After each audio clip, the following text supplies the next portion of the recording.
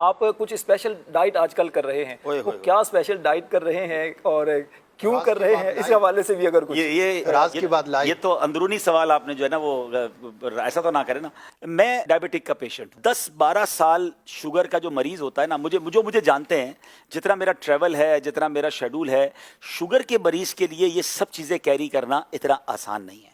مگر میرے ساتھ ہوا یہ کہ میں پہلے تو ٹھیک چلتا رہا، مگر اب سے 6 مہینے یعنی 1 سال پہلے سے میری شوگر نے انکریز کرنا شروع کیا، اور میں الحمدللہ اس کو پراپرلی چیک کرتا رہا، اور 6 مہینے پہلے میری شوگر جو ہے وہ کافی زیادہ ہو گئی. اب میں کنفیوز تھا کہ میں میٹھا نہیں کھا رہا ہوں اور بہت کم کھا رہا ہوں، اور میں اپنی ڈائٹ کو کنٹرول بھی کر رہا ہوں، میں زیادہ بھی نہیں کھا رہا، لیکن میں اپنی شوگر کو پکڑ نہیں پا رہا تھا اور وہ کنٹینیو بڑھتی جا رہی تھی.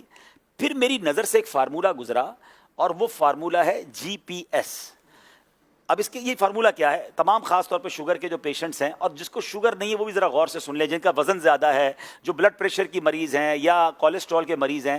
میں صرف اپنا تجربہ شیئر کر رہا ہوں، آپ یہ تمام باتیں اپنے ڈاکٹر کے مشورے سے عمل کیجیے گا. میں نے الحمدللہ تمام چیزوں پر نہ صرف پاکستان کے بلکہ بیرون ملک کے ڈاکٹر سے بھی مشورے کر کے اس پر عمل کیا، اور آج میں آپ کو نتیجہ بتانے جا رہا ہوں. تو میری شوگر جو تھی، چلے بتا دیتا ہوں، میری شوگر 9.9 تک پہنچ گئی، بڑھتے بڑھتے 9.9 تک پہنچ گئی، جو کہ HbA1c جو ہوتی ہے 3 مہینے کی شوگر، اور یہ گریجولی بڑھتی گئی. 7 سے کرتے کرتے 8 پہنچی، 9 پہنچی اور 9. میں نے کہا یہ کیا ہو رہا ہے، کیوں نہیں رک رہی شوگر؟ دوائیاں چینج کر کے دیکھ لی. تو پھر وہ GPS فارمولہ میری نظر سے گزرا کہ شوگر صرف میٹھا کھانے سے نہیں ہوتی ہے. یہ 3 چیزیں ہیں، G for greens, P for potato, S for sugar. یہ 3 چیزیں اگر آپ چھوڑ دیں تو آپ بغیر دوائی کے شوگر پہ قابو پا سکتے ہیں.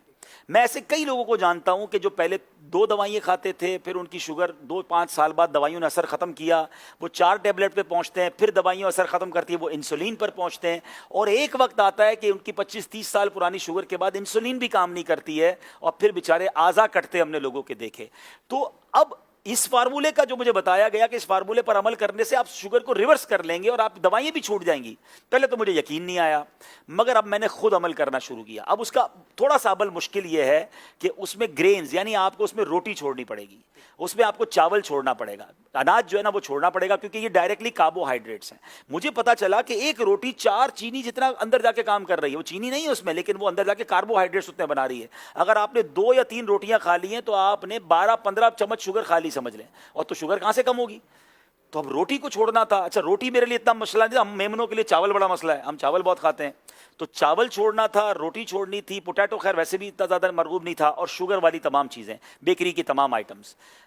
راشد بھائی اللہ کی رحمت سے میں نے یہ کرتے ہوئے مجھے 4 مہینے ہو گئے. آج 4 مہینے بعد الحمدللہ